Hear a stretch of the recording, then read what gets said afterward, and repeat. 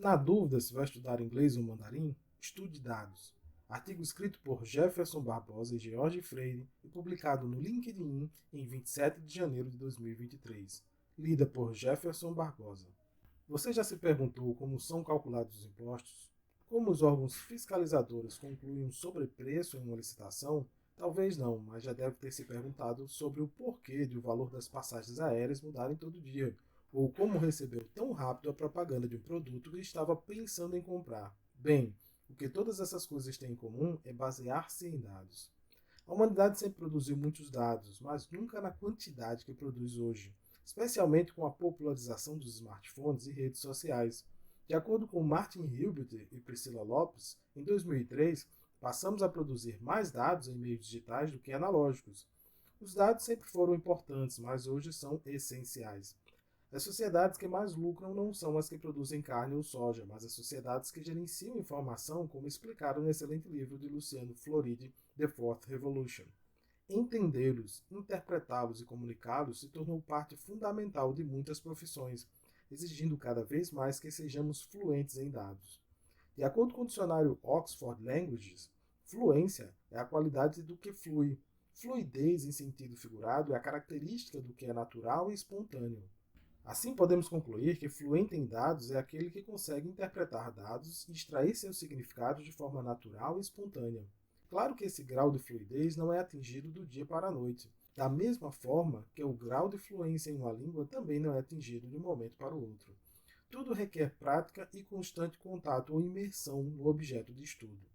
Longe de querer sermos didáticos ou esgotar o assunto, no contexto da tecnologia da informação, os dados são conjuntos de valores observados ou extraídos do mundo real e armazenados computacionalmente, sendo passíveis de interpretação por computadores ou pessoas provendo conhecimento. Uma curtida é um dado, um nome é um dado, um preço é um dado. Aquela sua planilha do Excel está cheia de dados. Qualquer pessoa consegue ler sua própria planilha de salário e gastos mensais e concluir se já dá para trocar o carro ou fazer aquela viagem de férias. Esse é um bom começo, mas está longe de ser considerada fluência em dados. Para atingir esse objetivo é necessário saber ler e interpretar dados de terceiros, trabalhar com dados armazenando, protegendo, limpando, filtrando, etc., analisar os dados para chegar a conclusões que apoiem tomada de decisão e, finalmente, ser efetivamente capaz de produzir uma argumentação confiável que permita a tomada de decisão ou a automação dela.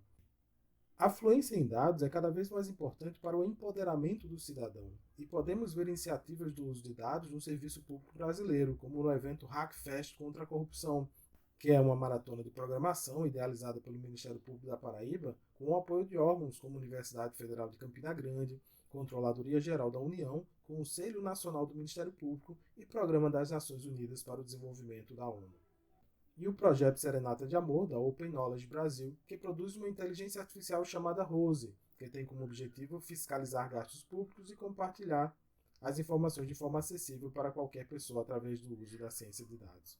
A grande conquista de um evento como o Hackfest contra a corrupção não são os aplicativos que são produzidos durante o evento, mas o engajamento da sociedade no acompanhamento dos gastos públicos e a percepção de que é possível, com programação e dados abertos, atuar de forma preventiva no combate à corrupção.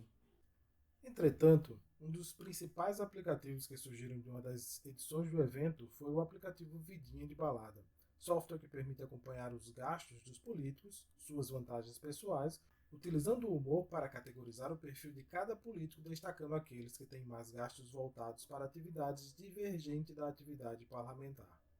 Outra iniciativa recente da Receita Federal, que em seu concurso público de 2023, ao invés de fazer a tradicional prova de informática, optou pela avaliação do nível de fluência em dados dos candidatos a auditores federais.